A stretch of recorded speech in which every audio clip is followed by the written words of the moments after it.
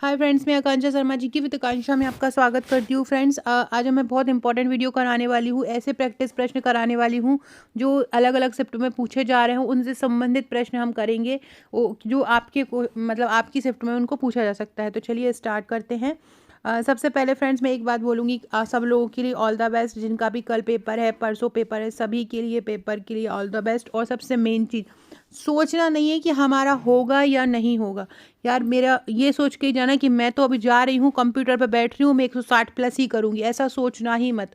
तो वो बहुत कूल दिमाग में पेपर दो, बिल्कुल ये सोचो ही मत कि आगे क्या होगा। ये सोचो कि यार जो होना है होगा, नहीं होना है नहीं होगा।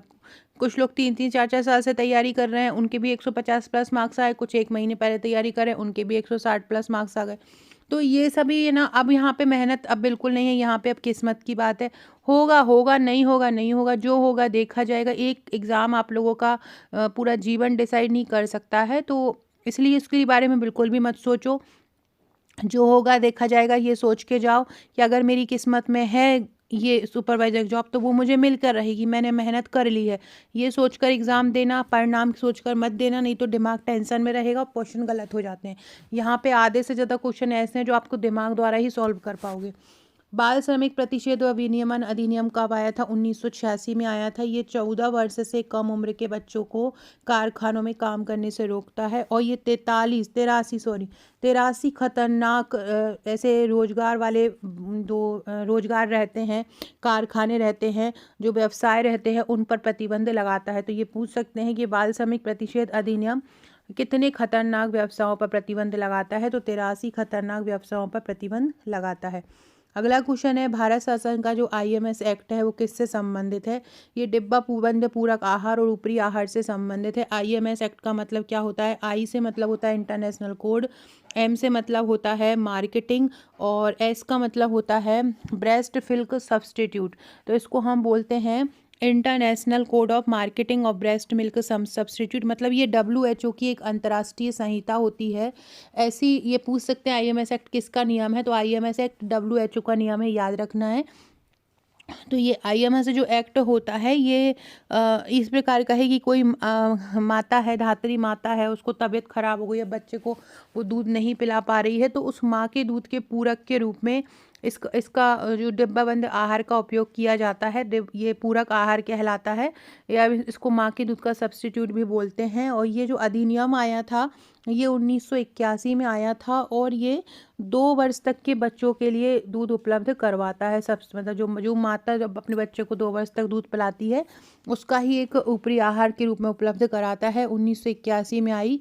इसमें क्या होगा, 2 वर्ष तक के बच्चों के लिए विपणन किए जाने वाले खाद्य पदार्थों का प्रचार शिशु फार्मूला कंपनी द्वारा स्वास्थ्य देखभाल स्वास्थ्य संगठनों को प्रयोजन पर व्यापक रूप से प्रतिबंध लगाता है। मतलब ये कहता है कि माँ के दूध के रूप में जो सब्स्टिट्यूट दे रहे हो, वो मानक स्तर का होना चाहिए। ज़बरदस्ती कुछ भी बेचने पर, कुछ भी आप इसके अंतर्गत नहीं बेच सकते हो। ये कुछ भी बेचने पर प्रतिबंध लगाता है, ठीक है? तो ये याद रखना है।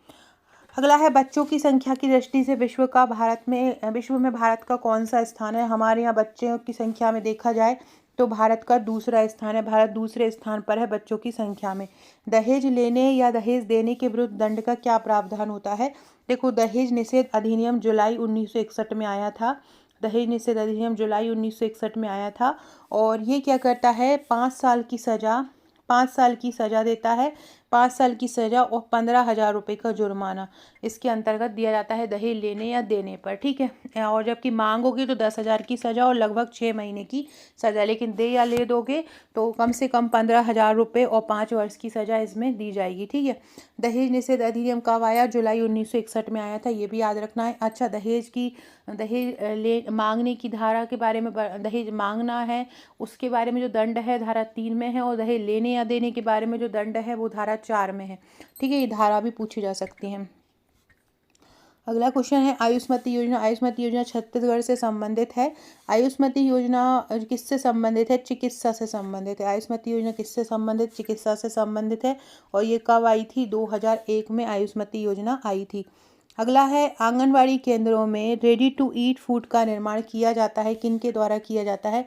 चयनित महिला स्वयं सहायता समूह होते हैं या सेल्फ हेल्प ग्रुप रहते हैं, उनके द्वारा आंगनवाड़ी केंद्रों में रेडी टू ईट फूड का निर्माण किया जाता है। 6 माह से 3 वर्ष तक के बच्चों के लिए ये होता है। अगला क्वेश्चन है न्यायिक किशोर बोर्ड का प्रधान मजिस्ट्रेट कौन होता है? न्यायिक किशोर बोर्ड का गठन जो होता है धारा 3 के अंतर्गत होता है और इसमें और अगर हम 2015 के अधिनियम के अकॉर्डिंग देखें तो धारा 4 के अंतर्गत होता है। न्यायिक किशोर बोर्ड का जो प्रधान मजिस्ट्रेट होता है वो महानगर मजिस्ट्रेट या प्रथम नगर मजिस्ट्रेट होता है। जो महानगर मजिस्ट्रेट होता है वो मेट्रोपॉलिटन सिटी में होते हैं। मेट्रोपॉलिटन सिटी मतलब जहाँ पर 10 लाख से ज़्यादा जनसंख्या होती है वहाँ पर होते हैं। और प्रथम वर्ग जो मजिस्ट्रेट होता है जहाँ वहाँ पर 1 लाख प्लस जनसंख्या होती है वहाँ पर प्रथम वर्ग मजिस्ट्रेट होते हैं। ठीक है। और जहाँ मेट्रोपॉलिटन सिटी मतलब बड़े बड़े शहर जो सिटीज़ होती हैं वहाँ पर महानगर मजिस्ट्रेट होते हैं। तो दोनों में से कोई भी इसमें हो सकता है। अगला है साधारणतः एकीकृत बाल विकास सेवा जो परियोजना है वो केंद्र सरकार की कौन सी योजना है? ये केंद्र प्रवर्तित योजना होती है। एकीकृत बाल विकास सेवा कैसी होती है? केंद्र सरकार की एक प्रवर्तित योजना होती है। आंगनवाड़ी केंद्रों के सफल संचालन, नियंत्रण एवं प्रभावी क्रियान्वयन का दायित्व मुख्य रूप से किस पर होता है? बाल विकास परियोजना अधिकारी के ऊपर होता है। किस पर होता है? बाल विकास परियोजना अधिकारी के ऊपर होता है। आंगनवाड़ी केंद्रों का सफल संचालन, उसका नियंत्रण एवं प्रभावी क्रियान्वयन का दायित्व किस पर होता है? बाल विकास परियोजना अधिकारी के ऊपर होता है। अगला क्वेश्चन है ग्रामीण शहरी क्षेत्र में मिनी आंगनवाड़ी केंद्र स्थापित किए जाने के लिए मापदंड क्या होता है? तो जो ग्रामीण शहरी क्षेत्र होते हैं वहाँ पर 150 से 400 की जनसंख्या पर एक मिनी आंगनवाड़ी केंद्र होता है। 150 से 400 की जनसंख्या पर। और जो आदिवासी क्षेत्र होते हैं वहाँ पर 150 से 300 की जनसंख्या पर होता है। जबकि 400 से 800 की जनसंख्या पर आंगनवाड़ी केंद्र होता है और 300 से 800 की जनसंख्या पर जो आदिवासी क्षेत्र होते हैं वहाँ पर आंगनवाड़ी केंद्र होता है। पोषण अभियान जो कि 2018 में आया था ये किस प्रकार का है? केंद्र प्रवर्तित है, केंद्र क्षेत्रीय है, राज्य और केंद्र सरकार दोनों है। तो ये केंद्र प्रवर्तित योजना है, केंद्र द्वारा ये लाई गई थी। 2018 में ये आया। अगला है प्रधानमंत्री मातृ वंदना योजना। इसको PMMBY भी बोल सकते हैं। इसका खाद्य सुरक्षा अधिनियम की धारा 4 में भी इसका वर्णन किया गया है और ये भारत सरकार की केंद्र प्रवर्तित योजना है। इसमें केंद्र और राज्य का अनुपात 90:10 है। 1 जनवरी 2017 को ये आरंभ की गई थी और इसी में गर्भवती महिलाओं को लाभ दिया जाता है। इसमें पहले बच्चे पर 5,000 रुपये और दूसरे बच्चे पर 6,000 रुपये दिए जाते हैं। लेकिन किस शर्त ये होती है दूसरे बच्चे पे कि लड़की होगी। अगर लड़की होती है दूसरे बच्चे में तो 6,000 रुपये की राशि इसमें दी जाती है। 3 किस्तों में ये 5,000 रुपये की राशि दी जाती है। अगला है उज्ज्वला गृह योजना। ये जो वर्तमान में इसको मिशन शक्ति में शामिल कर लिया गया है 2022 में। ये जो उज्ज्वला गृह योजना आई है ये भारत सरकार की केंद्र प्रवर्तित योजना है। इसमें केंद्र का, राज्य का और संगठन का हिस्सा कितना होता है? तो केंद्र और राज्य संगठन का हिस्सा 60:30:10 होता है। इतना हिस्सा होता है केंद्र, राज्य और जो संगठन होता है। 60वां हिस्सा केंद्र देता है, राज्य 30% देता है और जो बचा हुआ 10% रहता है वो जो भी संगठन में होता है उस संगठन वाला उसको देता है।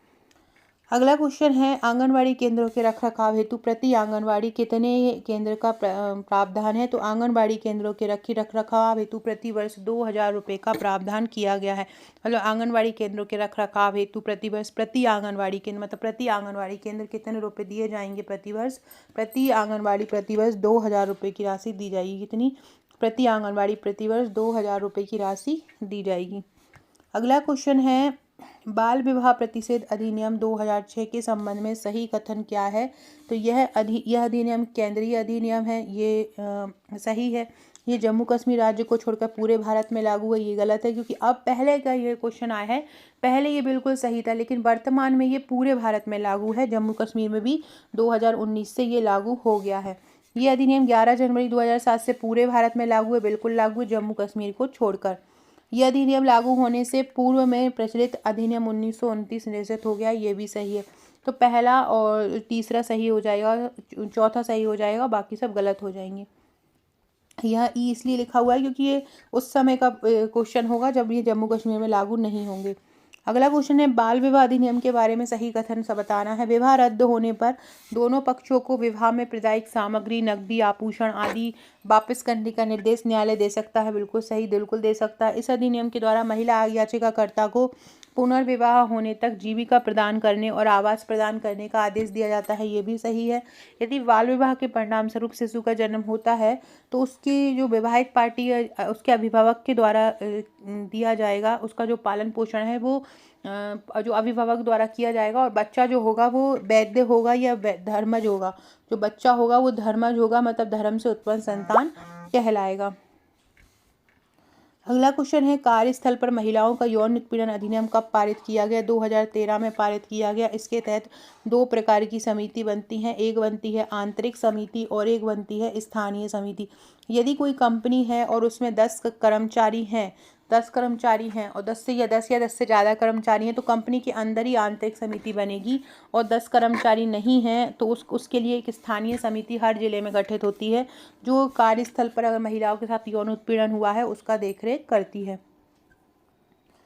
अगला क्वेश्चन है जन्म के समय एक बच्चे की सामान्य लंबाई कितनी होती है? जन्म के समय एक बच्चे की सामान्य लंबाई 45 से 50 सेंटीमीटर होती है।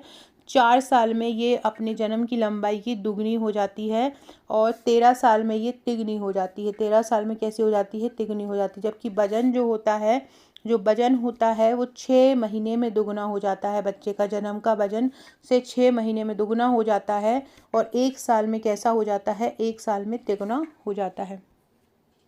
अगला क्वेश्चन है माल्टोज किस मोनोसेकेराइड द्वारा बनता है? माल्टोज जो बनता है ग्लूकोज और ग्लूकोज द्वारा बनता है। ग्लूकोज और ग्लूकोज जब आपस में मिल जाते हैं तो क्या बनता है? माल्टोज बनता है। ग्लूकोज और गैलेक्टोज जब मिल जाते हैं तो क्या बनता है? लैक्टोज बनता है। ग्लूकोज और गैलेक्टोज मिल जाते हैं तो लैक्टोज बनता है। ग्लूकोज और जब फ्रक्टोज मिल जाते हैं तो सुक्रोज बनता है। ग्लूकोज और फ्रक्टोज मिल जाते हैं तो क्या बनता है? सुक्रोज बनता है। ग्लूकोज और ग्लूकोज मिला के क्या बनता है? माल्टोज बनता है। और फ्रक्टोज और गैलेक्टोज, जब फ्रक्टोज और गैलेक्टोज आपस में मिल जाते हैं, फ्रक्टोज और गैलेक्टोज आपस में मिलकर लैक्टोज अणु और जल अणु बनाते हैं।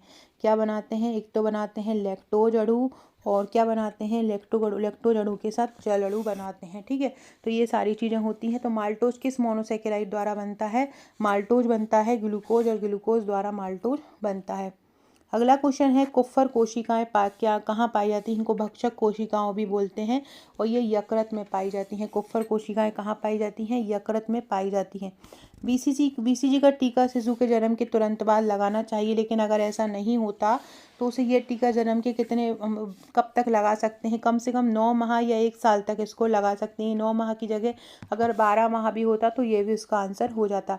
बच्चे को बीसीजी का कितना टीका लगाया जाता है? बच्चे को बीसीजी का 1 टीका लगाया जाता है। एक क्वेश्चन ये भी आया था कि गर्भवती महिला को बीसीजी का कितना टीका लगाया जाता है? तो गर्भवती को 1 भी नहीं लगाया जा सकता। गर्भवती को 1 भी नहीं। बीसीजी का टीका जो लगाया जाता है आईडी मोड पर लगाया जाता है। कहाँ लगाया? आईडी मोड पर लगाया जाता है, बाईं भुजा में लगाया जाता है। बीसीजी का टीका किससे बचाव करता है? तपेदिक से बचाव करता है। किससे? तपेदिक से बचाव करता है। अगला क्वेश्चन है राष्ट्रीय टीकाकरण कार्यक्रम के अनुसार बच्चे को खसरे का टीका कब लगाना चाहिए? 9 माह में लगाना चाहिए। कब लगाना चाहिए? 9 माह में खसरे का पहला टीका लगाना चाहिए, और दूसरा 16 से 24 माह में। एक क्वेश्चन आया था कि खसरे के पहले टीके और दूसरे टीके के बीच में डिफरेंस कितना होता है? तो लगभग 6 महीने का होता है। बूस्टर टीका भी ये 16 से 24 महीने वाला ही ये बूस्टर टीका कहलाता है। तो बूस्टर खसरे के टीके की बहुत ज़्यादा पूछ रहे हैं, इसलिए याद रखना ये SC मोड द्वारा दिया जाता है। और SC मोड मतलब कितने डिग्री का कोण दिया जाता है? कितने डिग्री के कोण पर ये वैक्सीन दी जाती है? 45 डिग्री के कोण पर दी जाती है। DPT, पोलियो तथा खसरे का टीका यदि निर्धारित समय पर नहीं लगाया गया तो ये कब तक लगाए जा सकते हैं? ये 12 माह की आयु तक लगाए जा सकते हैं। पहले टीके की बात कर रहे हैं, अगर नहीं लगाया गया तो कब लगाए जा सकते हैं? 12 माह की आयु तक लगाए जा सकते हैं। अगला देखते हैं। देखिए फिर ये फूड सेफ्टी ऑफिसर की वैकेंसी है। हमारे 2 से 3 कोर्स जल्द लॉन्च होने वाले हैं। अभी लोग आप लोग रिदम में हो, पढ़ाई बिल्कुल मत छोड़ना। हमारा एक MPPSC प्रीलिम्स का बैच आने वाला है।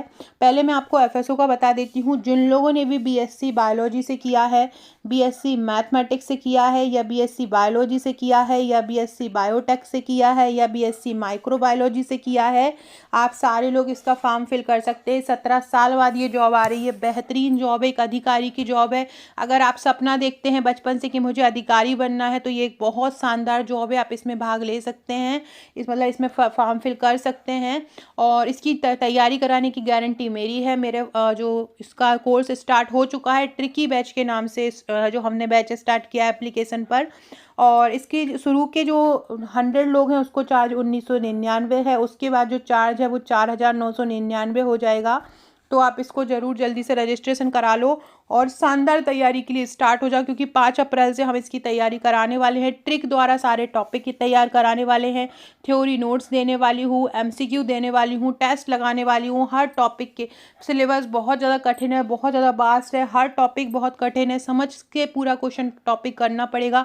120 पोस्ट हैं, अच्छी खासी पोस्ट है, और अगर आपने 120 पोस्ट एक में लेना है तो आप ज़रूर सिलेक्ट होंगे। तो बिल्कुल इसकी तैयारी में लग जाओ, जो भी ज्वाइन करना चाहते हैं। हम इसका पार्ट ए और बी दोनों कवर कराएंगे। इसके पार्ट ए में एमपी का जीके है और पार्ट बी में इसका पूरा खाद्य प्रसंस्करण से रिलेटेड 10 यूनिट है और पार्ट 1 में 5 यूनिट है। इस प्रकार से टोटल इसमें 15 यूनिट हैं और 14 दिसंबर को इसका एग्ज़ाम है। 28 मार्च से इसके फॉर्म फिल होना स्टार्ट होंगे। इसके अलावा हम एक एमपीपीएससी प्रीलिम्स का बैच स्टार्ट करने वाले हैं, उसकी रजिस्ट्रेशन भी कल या परसों से स्टार्ट हो जाएंगे। और उसका शुरू का जो आरंभ का चार्ज रहेगा उसका भी 1999 रहेगा। दिसंबर या जनवरी में उसका एमपीपीएससी प्रीलिम्स 2026 का एग्ज़ाम होगा। उसमें हम आपको सारी थ्योरी का कवर करवाएंगे, डिटेल में इसकी थ्योरी रहेगी, साथ में इसके एमसीक्यू उपलब्ध करवाए जाएंगे, टेस्ट रहेगा, ट्रिक के साथ वीडियो रहेगी। हर टॉपिक को बहुत इजीली तरीके से समझाया जाएगा। एमपीपीएससी प्रीलिम्स मतलब अभी से तैयारी करोगे तो आपकी बेहतरीन तैयारी हो जाएगी। बार बार आप टेस्ट दोगे हर छोटे से छोटे टॉपिक का, तो ये तैयार हो जाएगा। तो एमपीपीएससी प्रीलिम्स हो गया एक, और हम स्टार्ट करने वाले हैं अभी आबकारी का बैच। आबकारी का बैच का शुरू का चार्ज 499 है, शुरू के 100 लोगों को। इसमें हम मैथ रीजनिंग नहीं पढ़ाएंगे, इसमें आपका केवल एमपीजीके रहेगा, भारत का सामान्य ज्ञान रहेगा, करंट अफेयर्स रहेगा और साइंस रहेगा। इसके आरंभ के 100 लोगों का इसका भी चार्ज 499 रुपये रहेगा। इसके अलावा एमपीएसआई स्टार्ट करने वाले हैं। एमपीएसआई का जो चार्ज रहेगा, एमपीएसआई में हम केवल जीके और मध्य प्रदेश सामान्य ज्ञान पढ़ाएंगे, इसका चार्ज जो रहेगा 999 रहेगा। ये सारे कोर्स आपको एप्लीकेशन पर उपलब्ध रहेंगे। सारे लोग एप्लीकेशन डाउनलोड करके रखिएगा अपने मोबाइल में। अगला क्वेश्चन है, डीपीटी का बूस्टर टीका कब लगाया जाता है। देखो, डीपीटी के 2 बूस्टर टीके लगाए जाते हैं, एक 16 से 24 महीने में लगाया जाता है और जो दूसरा लगाया जाता है वो 5 से 6 वर्ष में लगाया जाता है। तीसरा टीका लगने के 1 साल बाद, हाँ तो बिल्कुल तीसरा टीका लगने के 1 साल बाद लगा सकते हैं, और सभी टीके समय पर लगे हों तो 16 से 24 महीने की आयु में। तो ये दोनों में से कोई भी आ जाएगा डीपीटी का बूस्टर टीका। याद रख लेना, इस प्रकार के क्वेश्चन ये पूछे जा रहे हैं। जिस प्रकार के पूछे जा रहे हैं मैं केवल वैसे ही क्वेश्चन आपको लेके आई हूँ। अगला है, पोलियो के सभी टीके यदि समय पर लगे हों तो पोलियो का बूस्टर टीका कब लगाया जाएगा। पोलियो की तीसरी खुराक के 1 साल बाद, बिल्कुल सही है ना। इसके बाद पोलियो की तीसरी खुराक के 6 माह बाद, बच्चों की 16 से 24 माह की आयु तक। तो ए और बी दोनों में से जो पहले हो वो उसको कर सकते हैं। बीसीजी का टीका कहाँ पे लगाया जा सकता है। बीसीजी का टीका त्वचा में लगाया जाता है, इंट्राडर्मल मोड द्वारा लगाया जाता है। इंट्राडर्मल मोड में डिग्री कितने की बनती है, 15 से 25 डिग्री बनती हो। ये बाईं भुजा में लगाया जाता है। अगला है, टीटी का टीका कहाँ लगाया जाता है। टीटी वैक्सीन की जो शुरुआत हुई थी वो 1983 में हुई थी। टीटी जो वैक्सीन होती है वो 7 साल से ज़्यादा उम्र के बच्चों को, वयस्कों को दी जाती है। और ये जो वैक्सीन लगाई जाती है ये मांसपेशी में या पेशी में लगाई जाती है। इसमें कितने डिग्री का एंगल बनता है, 90 डिग्री का एंगल बनता है। इस वीडियो की जो इसकी जो पीडीएफ है मैं हमारी एप्लीकेशन पर डाल दूंगी, फ्री आपको उपलब्ध रहेगी, तो वहाँ पे जाकर डाउनलोड कर लीजिएगा। इसके अलावा वहाँ कुछ पेड पीडीएफ भी डली हुई हैं। एमपीईएसबी वाले फोल्डर में जाइएगा, एमपीईएसबी वाले फोल्डर में जाइएगा, वहाँ पर आपको पेड पीडीएफ मिल जाएंगी। विशेष आवश्यकता वाले बच्चों के करीब 500 प्रश्न मिल जाएंगे केवल 50 रुपये में। इसके अलावा आपको वहाँ पर स्कूल पूर्व देखभाल के 1040 एमसीक्यू मिल जाएंगे। इसके अलावा आपको पूरे विभाग की योजनाएं मिल जाएंगी, पूरे अधिनियम के एमसीक्यू मिल जाएंगे। ये सारा वहाँ पे डला हुआ है, आप वहाँ पे से ले सकते हैं। और इसके अलावा जो एक फ्री पीडीएफ वाला फोल्डर है, आप वहाँ से फ्री पीडीएफ उस फ्री पीडीएफ से आप बहुत सारे इंपॉर्टेंट एमसीक्यू डले हुए हैं, वहाँ से पढ़ सकते हैं। लेकिन आपको जो एप्लीकेशन डाउनलोड करना है वो जीके विद आकांक्षा नहीं करना है, जीके विद आकांक्षा शर्मा वाली करना है। जीके विद आकांक्षा शर्मा वाली एप्लीकेशन डाउनलोड करना है, इसका मेन ध्यान रखना, क्योंकि वो जो जीके विद आकांक्षा वाली है वो एप्लीकेशन पुरानी हो चुकी है, उस पर कुछ भी नहीं डला है। बाकी मैं कमेंट बॉक्स में भी लिंक पिन कर दूंगी, तो उसको ज्वाइन कर लीजिएगा। टीटी का टीका कहाँ लगाया जाता है? मांसपेशियों में लगाया जाता है। 0.5 ml इसकी मात्रा दी जाती है। अगला क्वेश्चन है, ये मेरी इंस्टाग्राम आईडी है, इंस्टाग्राम पर भी बहुत अच्छा क्वेश्चन पड़े हुए हैं, टीकाकरण का चार्ट पड़ा हुआ है, इसको फॉलो कर लेना। आकांक्षा 1957 इंस्टाग्राम पर डायरेक्ट जाएंगे आप और सर्च करने में आकांक्षा 1957 जाएंगे तो मेरा आपको फोटो मिल जाएगा, वहाँ पर आप उसको फॉलो कर लीजिएगा। अगला क्वेश्चन है, डीपीटी का जो टीका लगाया जाता है वो कहाँ लगाया जाता है? डीपीटी का टीका मांसपेशी में लगाया जाता है, मतलब आईएम मोड पर लगाया जाता है। आईएम मोड मतलब कितने डिग्री पर लगाया जाता है? 90 डिग्री मोड पर लगाया जाता है। बाई जांघ पर ये लगाया जाता है। कहाँ पर? मांसपेशी में लगाया जाता है। डीपीटी की 3 वैक्सीन जो होती हैं पेंटावेलेंट वैक्सीन के साथ दी जाती हैं, बाकी की 2 इसके बूस्टर दिए जाते हैं, एक 16 से 24 माह में और एक 5 से 6 वर्ष में। अगला है, खसरे का टीका कहाँ लगाया जाता है? खसरे का टीका जो होता है, खसरे का टीका त्वचा मतलब त्वचा के नीचे लगाया जाता, चमड़ी में लगाया जाता है। चमड़ी में बोल सकते हैं इसको, चमड़ी के नीचे लगाया जा सकता है। अब यहाँ पे और कुछ तो दिख नहीं रहा है तो त्वचा आ जाएगा, वैसे इसको चमड़ी के नीचे लगाया जाता है। ठीक है, याद रखना। एससी मोड द्वारा, एससी मतलब होता है सबक्यूटेनियस, मतलब चमड़ी के नीचे, त्वचा के नीचे।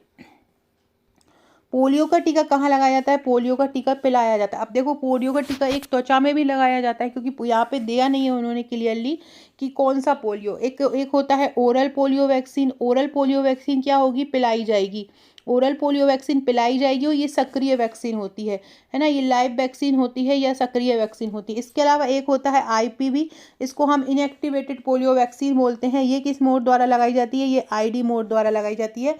और ये जो होती है ये त्वचा पे लगाई जाती है और ये कैसी होती है? किल वैक्सीन होती है, मतलब निष्क्रिय वैक्सीन होती है। आईपीवी वैक्सीन को साल्क ने बनाया और ओपीवी वैक्सीन को सॉवेन ने बनाया है। अगला है, तपेदिक जो रोग होता है किससे होता है? तपेदिक जिसको हम टीबी भी बोलते हैं, ट्यूबरकुलोसिस नामक बैक्टीरिया के कारण होता है। तो ये बैक्टीरिया द्वारा होने वाली बीमारी होती है तपेदिक रोग। ठीक है, याद रखिएगा। अगला है, गलघोंटू रोग किससे संबंधित होता है? गलघोंटू जिसको हम डिप्थीरिया भी बोलते हैं, कोरोनाबैक्टीरियम डिप्थीरी नामक उससे होता है गलघोंटू रोग। और ये इसमें कौन सी वैक्सीन दी जाती है? डीपीटी वैक्सीन बच्चों को दी जाती है डिप्थीरिया रोग से बचाने के लिए। इसके गले में एक म्यूकस मेम्ब्रेन बन जाती है, गले की जो झिल्ली होती है उस पर एक आक्रमण कर देता है। इसका जो बैक्टीरिया होता है वो यहाँ पर विष छोड़ देता है, जिससे गले की जो त्वचा होती है वो मृत हो जाती है और वहाँ पर एक सफ़ेद सफ़ेद सी परत चढ़ जाती है, जिससे व्यक्ति को ऐसा लगता है कि उसका कोई गला घोंट रहा है ना, तो इसलिए इसको गलघोंटू रोग बोलते हैं। एंटीबायोटिक इसके लिए दी जाती है। काली खांसी रोग पर्टूसिस नामक बैक्टीरिया के कारण होती है, इसमें भी डीपीटी वैक्सीन दी जाती है।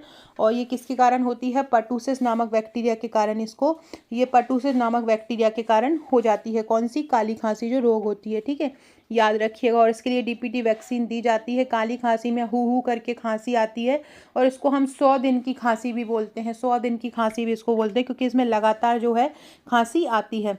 अगला है, गर्भाशय का स्वागत संकेत, मतलब कब गर्भाशय से बच्चे का मतलब दिखाई देने लगता है, क्राउनिंग होने लगती है, तो उसको हम बोलते हैं लाइटनिंग। गर्भाशय की स्वागत संकेत को क्या बोलते हैं?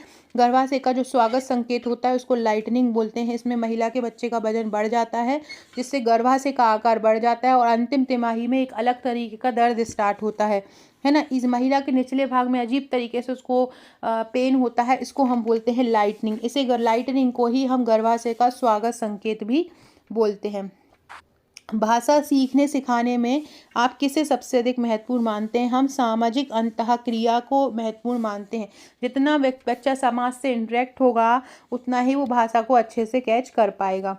अगला है, सीखने की असफलताओं का कारण समझने की असफलताएं हैं, ये कथन किसका है? ये कथन है मार्शल का। सीखने की असफलताओं का कारण समझने की असफलता है, ये कथन किसका है? ये कथन मार्शल का है। याद रखना किसका है ये कथन? मार्शल ने बोला है कि सीखने की असफलताओं का कारण समझने की असफलता है। कथन किसका है? ये मार्शल का ये कथन है। अगला है, सीखना व्यवहार में उत्तरोत्तर सामंजस्य है। सीखना व्यवहार में उत्तरोत्तर सामंजस्य, ये किसने कहा है? ये स्किनर ने कहा है।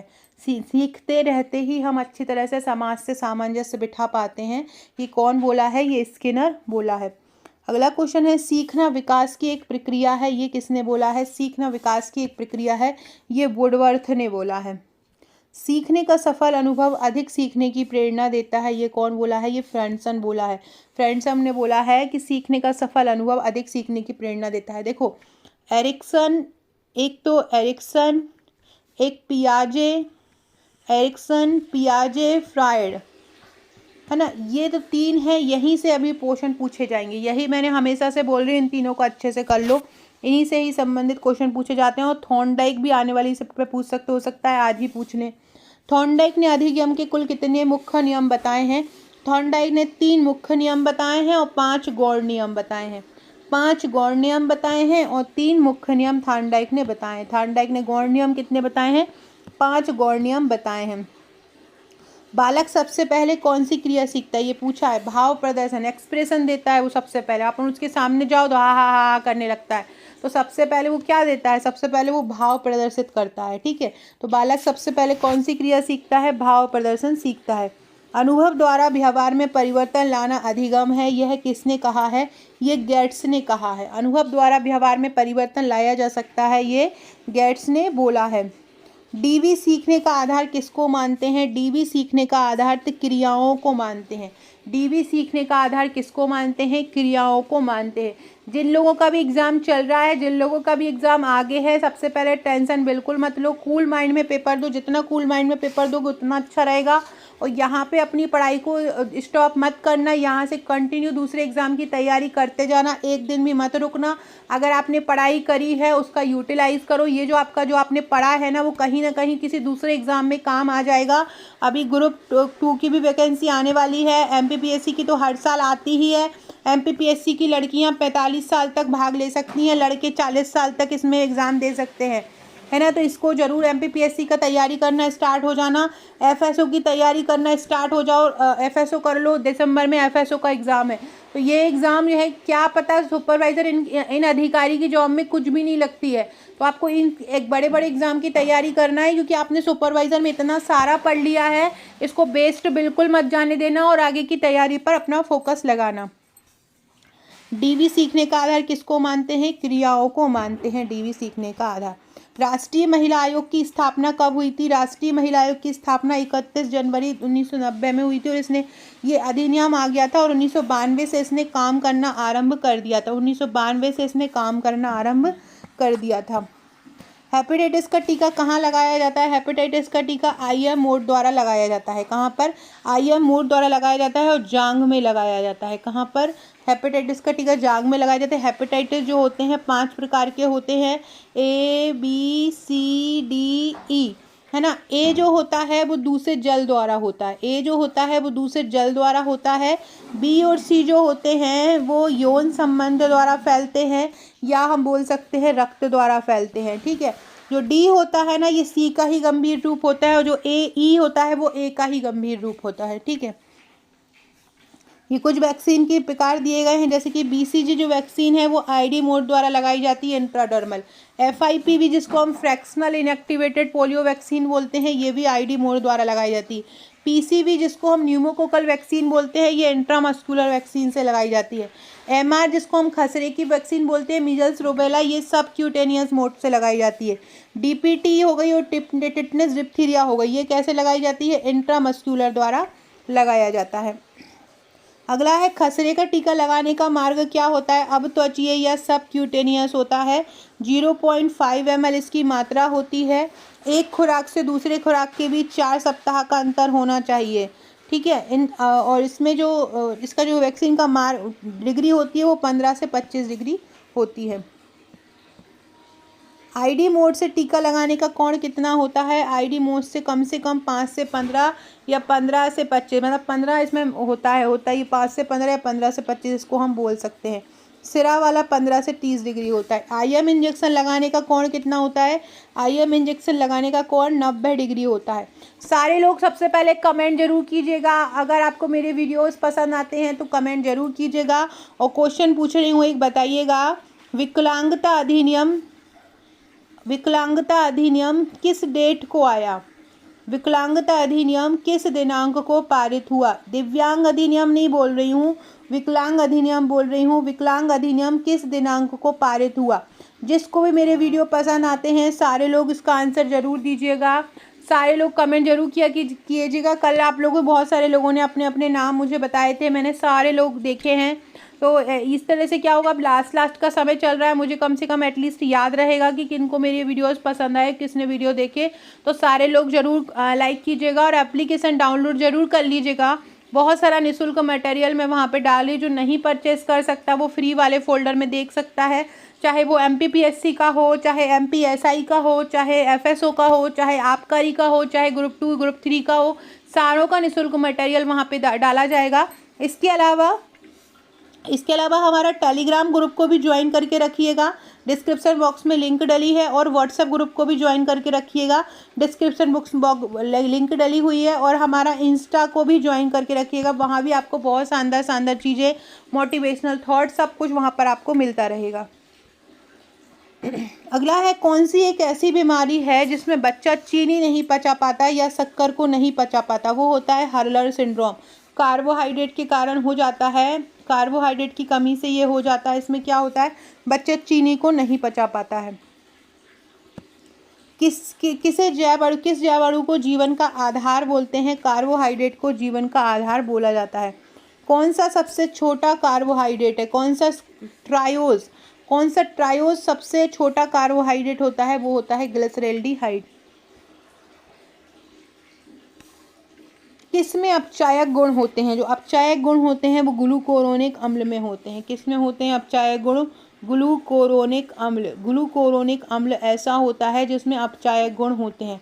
किसमें होते हैं? ग्लूकोरोनिक अम्ल में अपचायक गुण होते हैं। सर्प अगर काट लेता है तो ये ग्लूकोरोनिक अम्ल विष हरण करने का काम करता है। मॉलिस परीक्षण का उपयोग किसके लिए करते हैं? मॉलिस परीक्षण का उपयोग म्यूकोप्रोटीन के लिए किया जाता है। किसके लिए? म्यूकोप्रोटीन के लिए मॉलिस परीक्षण का उपयोग किया जाता है। डिजिटोनिन क्या है? डिजिटोनिन को हम क्या बोलते हैं? डिजिटोनिन एक ग्लाइकोसाइड है। डिजिटोनिन क्या है? डिजिटोनिन एक ग्लाइकोसाइड होता है। जटिल कार्बोहाइड्रेट में डैश या अधिक शर्करा एक अधिक जटिल रासायनिक संरचना में एक साथ बंधते हैं। 3 जटिल कार्बोहाइड्रेट में 3 या 3 से अधिक शर्करा जो होती हैं वो एक जटिल रासायनिक संरचना में बनती हैं। किसमें जटिल कार्बोहाइड्रेट में कितनी बनती हैं? 3 बनती हैं।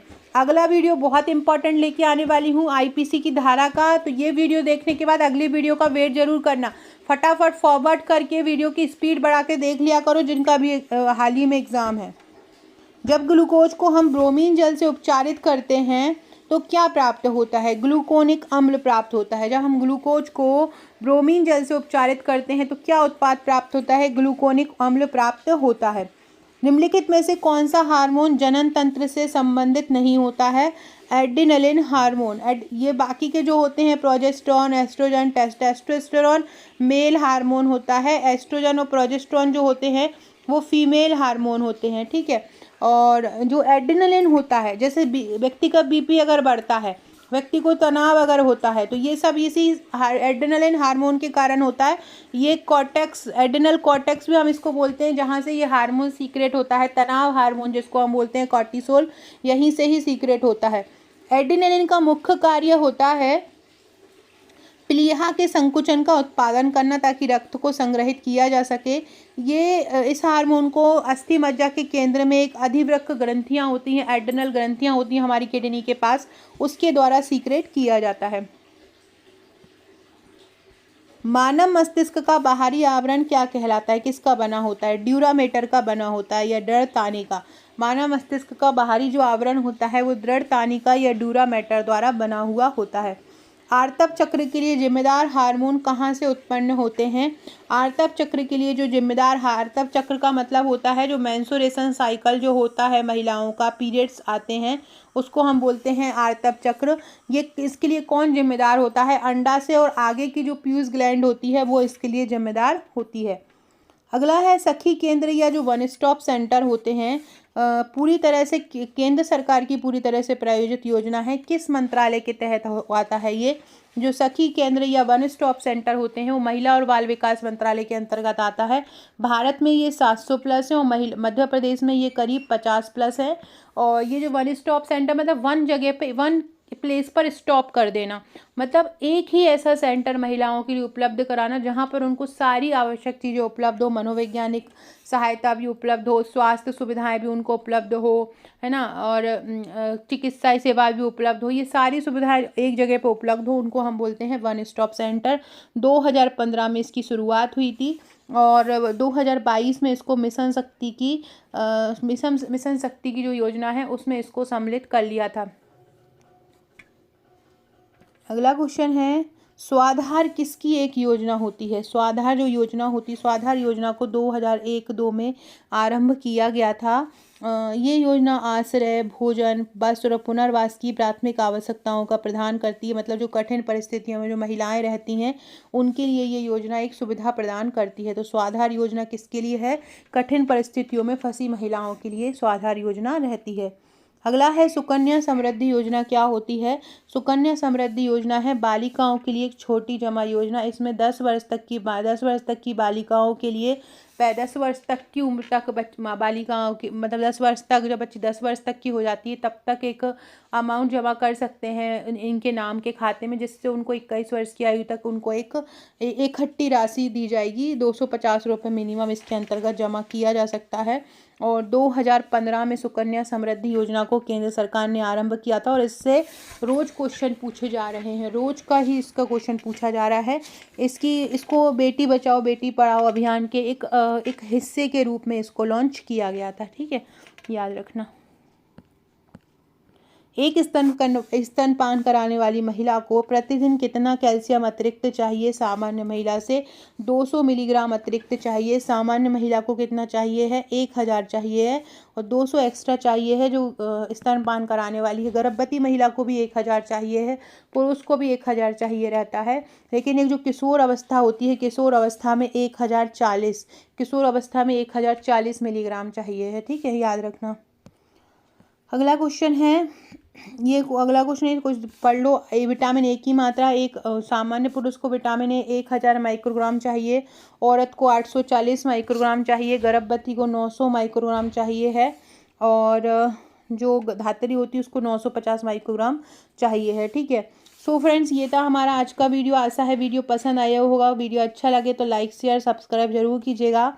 इसके अलावा अगला वीडियो जितनी भी आईपीसी की धाराएं हैं, जैसे कि कल एक क्वेश्चन पूछ लिया गया था कि महिलाओं को अगर पति से अलग रह रही हैं तो उनकी भरण पोषण की जिम्मेदारी पति की रहेगी, वो अपने पति से भरण पोषण मांग सकती हैं। ये किस धारा में बोला, आईपीसी की किस धारा में बोला गया? इस प्रकार का क्वेश्चन पूछा गया था। तो ये आपको अच्छे से कर लेना है। ये देखो, आप लोगों के लिए बना दिया है मैंने ये गुड्डा, इसको देखो और अच्छे से पढ़ाई करो।